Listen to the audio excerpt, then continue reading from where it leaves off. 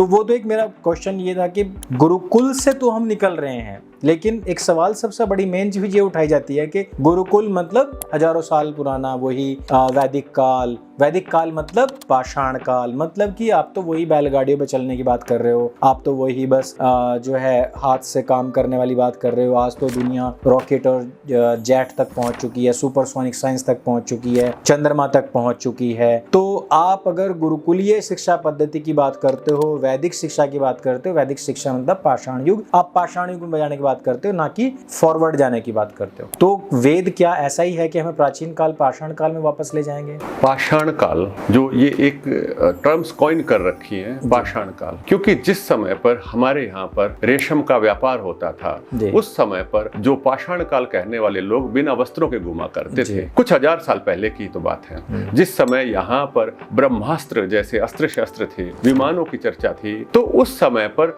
वो लोग मतलब लिटरली इलिटरेट थे ना, परंतु किन्हीं कारणों से वो हमारे देश में आए और उन्होंने हमारी शिक्षा व्यवस्था को छिन्न भिन्न कर दिया और हम पढ़ रहे हैं उन्हीं की बातों को। तो आज नई बातें जानने का अवसर है कि हमारे वास्तव में क्या होता था। वेद के विषय में एक प्रसिद्ध उक्ति है कि सर्व ज्ञानमयो ही वेदाः, कि वेद तो सभी प्रकार के ज्ञान का भंडार है, सब प्रकार के ज्ञान का समुद्र है। जैसे मैं अपनी ही बात करता हूँ, मैं साइंस का स्टूडेंट रहा हूँ पहले ना, फिजिक्स में मैंने अपनी ग्रेजुएशन करी, तो उसके उपरांत उसी समय में जब मैं अध्ययन करने लग गया, ये चीजों को देखने लगा, तो थोड़ा संस्कृत भी पढ़ी, तो जितनी साइंस हमने पढ़ी थी वो सारी साइंस की झलक हमें प्राचीन काल के ग्रंथों में दिखाई दे रही थी। अब यदि आप ऐसा कहेंगे कि देखो वेद कोई यंत्र बनाने का वर्णन तो नहीं करेंगे, क्योंकि वेद तो केवल ज्ञान है, प्योर फॉर्म ऑफ नॉलेज है वहां पे, है ना। टेक्नोलॉजी वहां नहीं मिलेगी, टेक्नोलॉजी तो बाहर डेवलप करनी पड़ेगी, सिद्धांत वहां पर मिलेंगे।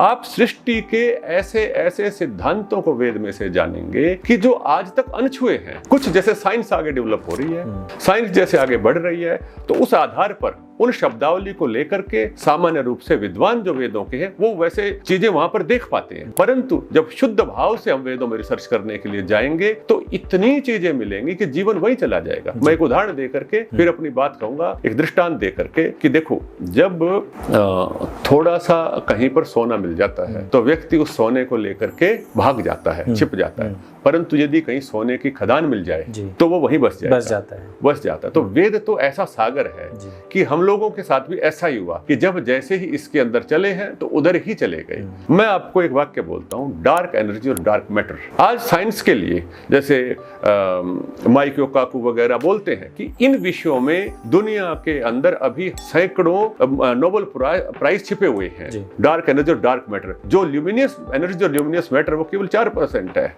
पूरे ब्रह्मांड का, ऐसा मानते हैं। मतलब जो दिख रहा है वो जो मैटर है वो केवल 4% है। एनर्जी को कुछ परसेंट और बनाकर लगभग 10%, 90% यूनिवर्स को तो पता ही नहीं चल रहा। परंतु इसके ऊपर सीधे सीधे अनेक अनेक मंत्र दिखाई देते हैं वेदों में, बहुत सारे मंत्र दिखते हैं। उन मंत्रों को अच्छे से पढ़ा जाए, रिसर्च करी जाए और नए नए रिसर्च पेपर्स निकले तो उससे संसार का बहुत सारा कल्याण होगा, उससे पता नहीं क्या क्या मिलेगा।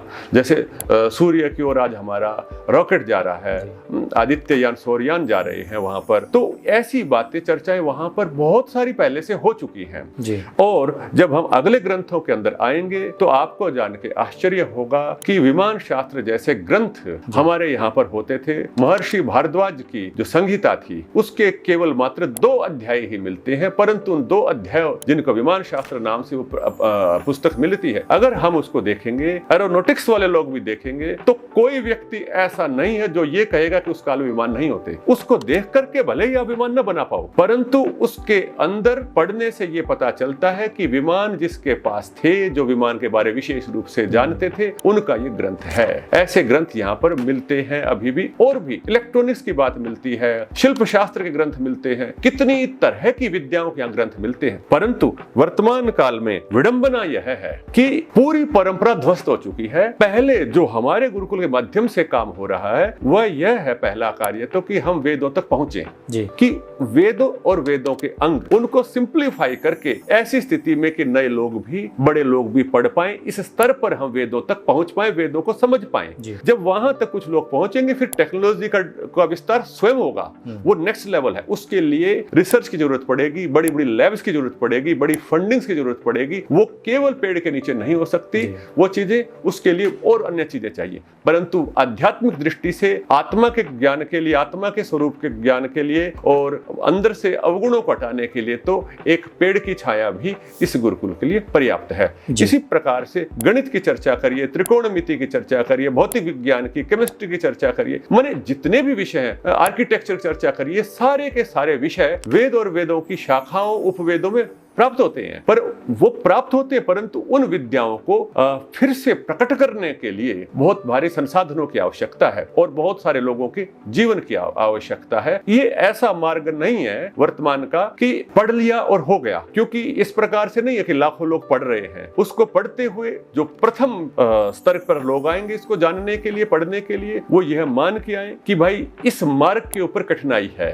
इसके ऊपर संघर्ष अधिक है, परंतु प्रथम स्तर पे जो नींव के पत्थर बनते हैं उनको संघर्ष विशेष रूप से करना पड़ता है। वो संघर्ष करेंगे और वो संघर्ष करने के उपरांत वो आने वाली पीढ़ी के लिए कुछ ऐसी चीजें छोड़ के जाएंगे कि जिससे आने वाले समय पर जो मानवता है वह और अधिक सुखमय जीवन व्यतीत करेगी। वर्तमान काल के अंदर जो साइंस है, साइंस जिस विकास को कर रही है, इसके लिए एक शब्द का प्रयोग कई बार करता हूं कि विकास पगला गया है। विकास पगला गया है अर्थात जो विकास है वह किस और जा रहा है ये पता नहीं है। हर रोज नए मॉडल, सारे पुराने मॉडल्स, फोन के, गाड़ी के, ये डंप करने की स्थान नहीं है। कुछ ही दिनों में जो प्रकृति ने हजारों लाखों साल से जो संसाधन विकसित किए थे वो सारे के सारे संसाधन कुछ 10 सालों में, 100 सालों से भी कम समय में हम निकाल करके नष्ट भ्रष्ट कर देंगे। ये हमारी संस्कृति नहीं है। हमारी संस्कृति तो इस प्रकार की संस्कृति है कि नदी, पहाड़, पत्थर सबकी पूजा करने का तात्पर्य यही है कि ये भी जीवंत है, अर्थात यह भी मानव के लिए अत्यंत आवश्यक है। और वह जो